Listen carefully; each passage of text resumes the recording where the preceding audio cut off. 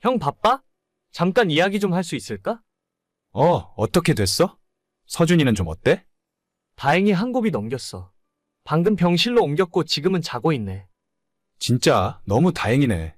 하늘에 계시는 우리 부모님이 서준이를 지켜줬나 보다. 그러게 진짜 천만다행이지. 근데 아까 의사가 하는 말이 이제는 더 이상 미룰 수 없고 진짜 수술을 할지 말지 선택해야 한다더라. 그래? 그러면 수술을 받아야겠네. 좀 힘든 시간이겠지만 어떻게 하겠어. 서준이도 앞으로 살려면 이겨내야지.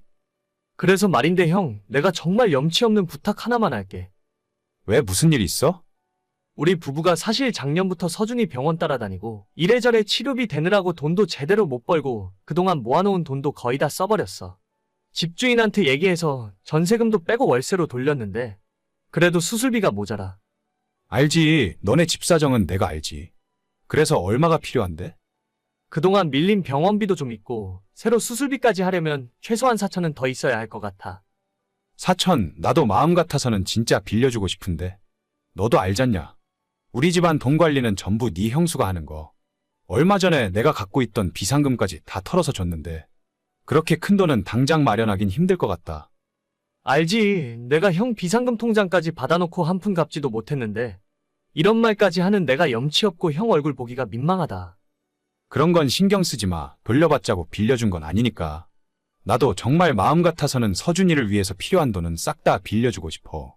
하지만 나도 가정이 있고 우리 애엄마 눈치를 안 볼 수가 없다. 너도 알지? 내가 비상금 통장 너한테 준 거 작년에 들켜서 집에서 쫓겨날 뻔한 거. 미안해. 사실 나도 염치가 있지. 어떻게 형한테 또 돈 빌려달라고 하겠어? 그래서 오늘은 돈 빌려달라고 연락한 건 아니고 나한테 보증 좀 서주면 안 될까? 여기저기 물어보니까 신용금고에서 대출을 받을 수 있을 것 같은데 내가 무슨 일이 있어도 이번 일만 끝나면 이 돈을 제일 먼저 갚을게. 회사 끝나면 대리운전을 하건 배달을 하는 한이 있어도 무조건 벌어서 갚을 거야. 이번 수술만 잘 끝나면 우리 서준이도 퇴원하고 다시 학교 다닐 수 있다고 하니까 나 절대 애 아빠로서 후회할 짓 하고 싶지 않아. 보증? 내가 보증서 주면 수술비를 대출받을 수 있는 거야? 응, 그렇다 하더라고. 형, 제발 부탁 좀 할게. 그래, 알겠어. 그런데 네 형수한테는 제발 이야기하지 마라. 또 무슨 말을 들을지 몰라, 알겠지? 형, 진짜 너무너무 고마워. 고맙기는 나한테도 서준이는 소중한 조카인데 마음 같아서는 직접 도와주고 싶은데 이렇게밖에 못해줘서 미안하다. 너도 밥 잘 챙겨 먹어. 너까지 아프면 큰일 난다. 고마워 정말. 내가 이 은혜 평생 안 잊을게. 정말 지금 와서는 기억하기도 싫은 일이지만 몇 년 전 하나뿐인 우리 아들이 너무 아파서 큰 수술을 받아야만 했던 적이 있었어요. 1년 넘는 투병 기간을 거치면서 약값과 병원비로 우리 부부가 모아놓은 돈을 전부 다 써버렸고 수술을 결정한 상황에서는 이미 가지고 있던 돈이 없었죠. 당시에 맞벌이를 하고 있었지만 번갈아가며 아이 병원을 따라다니느라 제대로 일을 하지 못했었고 결국 아내가 직장을 그만두고 아이 병수발과 뒷바라지를 전담하게 되었습니다. 멀쩡했던 가정이 무너지는 건 한순간이더라고요. 그래도 가능성이 있는 아이를 포기할 수 없어서 모든 걸 다 해주려고 했었고 정말 지푸라기라도 잡는 심정으로 친형에게 보증을 부탁했습니다. 다행히도 흔쾌히 보증서 주겠다고 해서 드디어 수술을 받을 수 있다 생각했고 다음날 저축은행에서 대출 가능하다는 확인을 받고 너무나도 기쁜 나머지 일생일대의 큰 실수를 해버리고 말았어요. 형, 은행에서 대출 해줄 수 있대. 진짜 너무 고마워. 형이 보증서 준 덕분에 늦기 전에 수술 받을 수 있을 것 같아. 네? 그게 무슨 소리예요? 보증이라니? 아, 형수님? 그게 아니라 제가 착각했나 봐요. 다른 사람한테 카톡을 보내야 하는데. 거짓말하지 말고 솔직하게 이야기해요. 나중에 들통나서 진짜 집안 뒤집어지는 꼴 보고 싶지 않으면. 그게 말이죠. 이번에 우리 서준이 수술해주겠다는 곳이 있어서 정말 어렵게 간신히 예약을 잡을 수 있었거든요. 그거 잘 됐네요. 그런데 내가 궁금한 건 보증은 대체 무슨 이야기냐는 거예요. 사실 지금 입원해 있는 병원에 밀린 병원비가 좀 있어서 그걸 정산하지 않으면 퇴원도 안 되는 상황이고 수술비도 꽤 비싸더라고요. 형수도 아시다시피 저희가 지금 가진 돈이 없는 상황이라서 급하게 돈 구하려면 그 방법밖에 없었어요. 그래서 제 남편한테 보증서 달라고 부탁하신 거예요? 진짜 서준 아빠도 그러는 거 아니에요. 우리라고 여유가 있는 것도 아닌데 저번에 가져간 500만 원도 한 푼 안 갚으시고서 어떻게 또 보증을 서달라고 하실 수가 있으세요? 지금 있는 대출만 해도 장난이 아니잖아요? 죄송합니다. 근데 진짜 이번에 수술만 성공적으로 끝나면 제가 밤에 오토바이 타고 배달을 해서라도 대출은 다 갚을게요.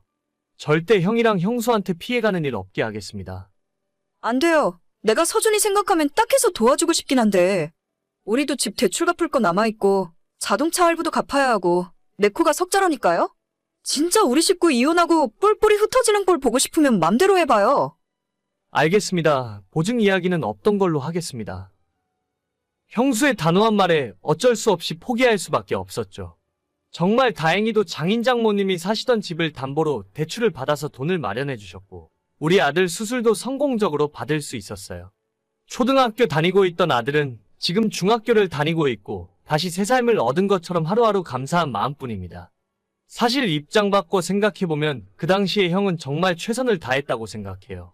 그래서 제가 상황이 좋아지자마자 형에게 빌렸던 돈 500만 원부터 빨리 갚았습니다. 하지만 예전에 그 일을 계기로 알 수 없는 어색한 점이 생겨버려서 평소엔 거의 연락을 잘 안 하고 지내게 되었고 특히 형수와는 완전 인연을 끊다시피 해버렸어요. 그런데 얼마 전 형수로부터 뜻밖의 연락을 받게 되었습니다. 그동안 잘 지내셨어요? 아, 네. 저는 잘 지내고 있죠. 형수님은 별일 없으셨어요? 말도 마세요. 저희는 전혀 안녕 못하네요. 갑자기 무슨 일 있으세요? 우리 남편한테 한마디도 못 들으셨나 보네. 요즘 저희 남편 사업이 휘청휘청해요. 코로나 전까지만 해도 장사가 잘 됐었는데 그때 이후로 손님도 줄고 요즘은 대출로 겨우겨우 버티긴 하는데 이러다가 집까지 압류해 넘어가게 생겼다니까요. 어떻게든 이번 큰 고비만 넘어가면 다시 잘 될 수 있을 것 같은데.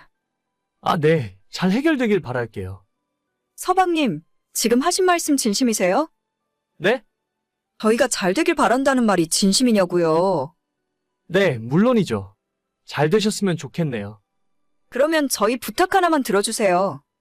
무슨 부탁이요? 우리 진짜 더 이상 대출 받을 곳이 없어서 그러는데 이번에 보증 한 번만 눈 감고 서주시면 안 될까요? 3천만 원 대출 받아서 시설 투자도 좀 하고 마케팅도 새로 해보려고요. 보증이요? 저한테요? 네, 금방 해결할 수 있으니까 걱정은 안 하셔도 돼요. 아니, 형수 진짜 너무하시네요. 거의 2년 만에 연락하시더니 우리 서준이 안부 한번 묻지도 않고 저한테 보증을 서달라고요? 예전에 저한테 어떻게 대하셨는지 기억이 안 나시나 봐요?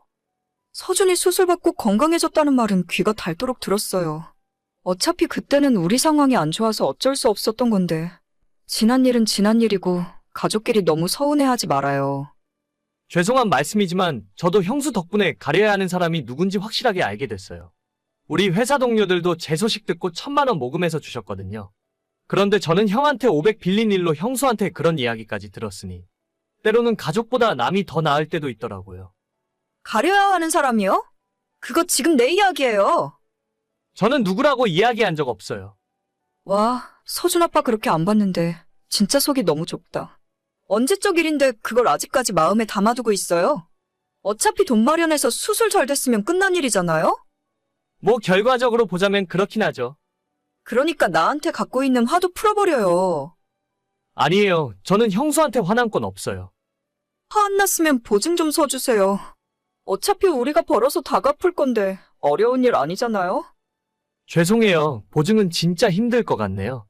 형한테 빌렸던 500만 원도 이자 쳐서 다 갚았으니까. 앞으로 돈 이야기로 저한테 연락하시는 일 없었으면 좋겠어요. 서준 아빠, 그러지 말고요.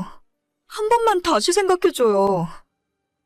뻔뻔하게도 저한테 다시 연락해서 보증을 서달라고 했고 잠시 후에는 형수에 이어 형에게 카톡이 오더라고요. 얘기는 들었다.